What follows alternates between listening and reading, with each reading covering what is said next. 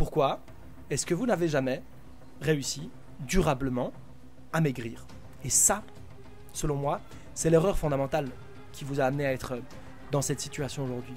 Et certaines personnes peuvent penser que je suis contre la perte de poids ou que je considère que la perte de poids est quelque chose de mal ou de mauvais. Voici 3 raisons pour lesquelles tu n'arrives pas à maigrir. Salut, c'est Haïdar et je vous souhaite la bienvenue sur la chaîne sur laquelle on parle de pacification alimentaire. La méthode qui vous permet de vous débarrasser de vos compulsions alimentaires en faisant la paix avec votre corps et la nourriture. Vous le savez, je ne suis pas un franc admirateur et soutien de la perte de poids. Je déconstruis beaucoup la perte de poids, je vais beaucoup à l'encontre de la perte de poids et certaines personnes peuvent penser que je suis contre la perte de poids ou que je considère que la perte de poids est quelque chose de mal ou de mauvais.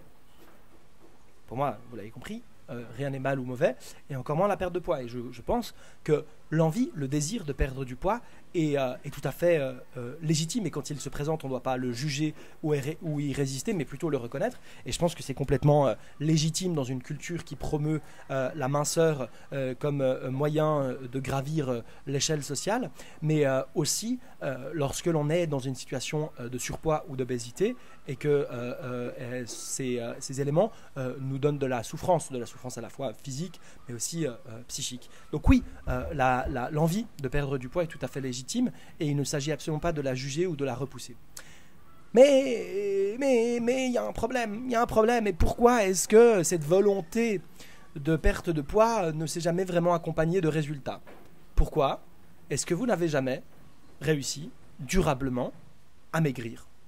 C'est de ça dont on va parler dans cette vidéo.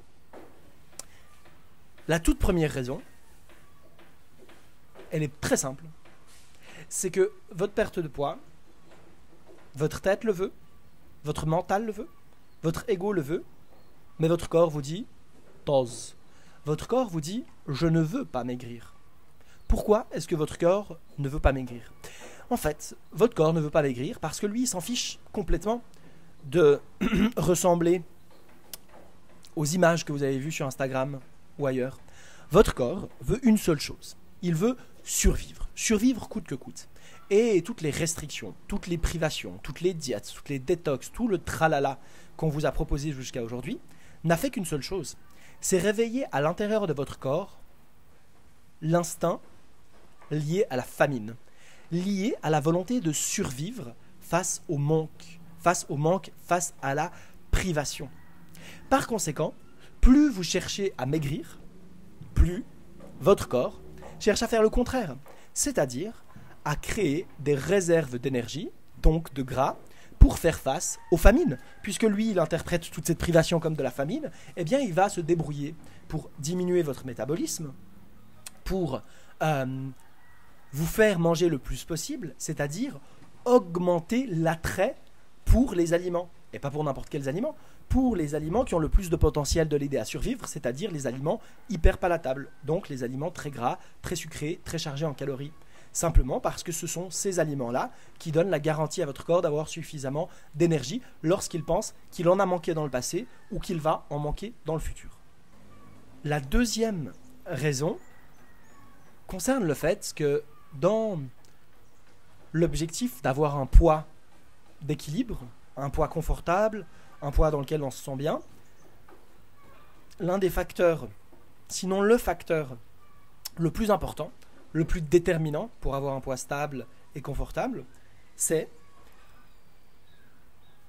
la relation à la nourriture, la relation à soi, la relation à ses émotions. Plus votre volonté de maigrir est forte, plus vous venez dégrader par les moyens que vous allez mettre en place votre relation à la nourriture, votre relation au corps, votre relation à vos émotions. C'est-à-dire que vous allez rentrer en croisade, en guerre, en conflit avec vous, vos envies, vos désirs et vos besoins. D'un coup, vous avez faim, mais votre mental va dire non, c'est pas le moment de manger et tu n'as pas le droit de manger ça. C'est violent, c'est maltraitant et par conséquent, progressivement, petit à petit, vous dégradez le facteur le plus important qui contribuerait au fait d'avoir un poids d'équilibre, c'est-à-dire le fait d'être en paix, en sérénité, avec votre corps et avec la nourriture. Le troisième point, c'est qu'en fait, La problématique principale, c'est que vous avez érigé l'envie de maigrir et de perdre du poids comme un objectif. Et ça, selon moi, c'est l'erreur fondamentale qui vous a amené à être dans cette situation aujourd'hui. C'est qu'en fait, je n'ai rien contre la perte de poids. Simplement, la perte de poids ne se décrète pas. La perte de poids ne se choisit pas.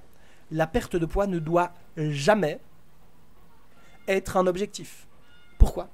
Parce qu'en fait, la perte de poids n'est pas une cause ou un élément. La perte de poids, c'est une conséquence. C'est un effet secondaire. Et de quoi est fait cet effet secondaire ? Quand je dis perte de poids, là en l'occurrence, cette perte de poids dont je parle, c'est d'une perte de poids véritable. C'est une perte de poids naturelle. C'est d'une perte de poids extrêmement lente, extrêmement progressive et extrêmement durable. C'est-à-dire une perte de poids pour la vie. Parce que perdre du poids avec un régime, une diète, en quelques jours, quelques semaines et quelques mois, pour garder ça pendant quelques jours, quelques semaines et quelques mois et reprendre ensuite, je n'appelle pas ça une perte de poids. En tout cas, si vous avez besoin de suivre des règles alimentaires et de maintenir une pression sur vos apports caloriques pour maintenir votre poids, c'est que vous êtes en train de le maintenir de manière artificielle. Et donc, je ne considère pas ça comme étant une perte de poids véritable. C'est juste de la violence que vous infligez à vous-même, c'est tout. Ce n'est rien d'autre. Aucun succès, aucune réussite. Donc la perte de poids, c'est, je pense, ce que j'ai vécu après mon processus de pacification, quand j'ai perdu une dizaine de kilos sans m'en apercevoir, sans m'en rendre compte, tout en répondant systématiquement à toutes mes envies, à tous mes besoins, à manger en fait exactement ce que je voulais quand je voulais et en n'importe quelle quantité. Ça pour moi c'est une véritable perte de poids. Et cette perte de poids, elle arrive en conséquence du soin que l'on s'est apporté. À partir du moment où on décide de faire la paix avec soi-même, d'être gentil, d'être bienveillant, de répondre, de reconnaître et de répondre à nos besoins, eh bien, à partir de ce moment-là, on a la possibilité d'observer que nous perdons du poids. Que nous perdons du poids parce que notre corps considère qu'il n'est plus en danger, qu'il n'y a plus de risque pour lui, et par conséquent, qu'il peut se donner l'autorisation et se permettre de diminuer la quantité de réserves caloriques qu'il a emmagasinées.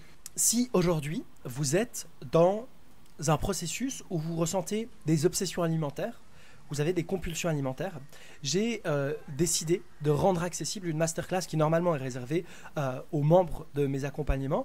Et cette masterclass va vous donner les 3 clés indispensables pour sortir des obsessions alimentaires. Quelles sont les 3 prises de conscience indispensables pour vous libérer de ce rapport conflictuel à la nourriture? Si vous voulez y accéder, c'est extrêmement simple. Il vous suffit de cliquer dans le premier lien en description ou en commentaire épinglé. Je vous retrouverai dans votre boîte mail. Si vous avez la moindre question ou remarque, vous pouvez l'inscrire dans l'espace commentaire. Et si vous ne voulez louper aucun des prochains épisodes, je vous invite à vous abonner et à activer clochette, la petite cloche. Dans tous les cas, je vous remercie pour votre attention et je vous dis à la prochaine. Au revoir.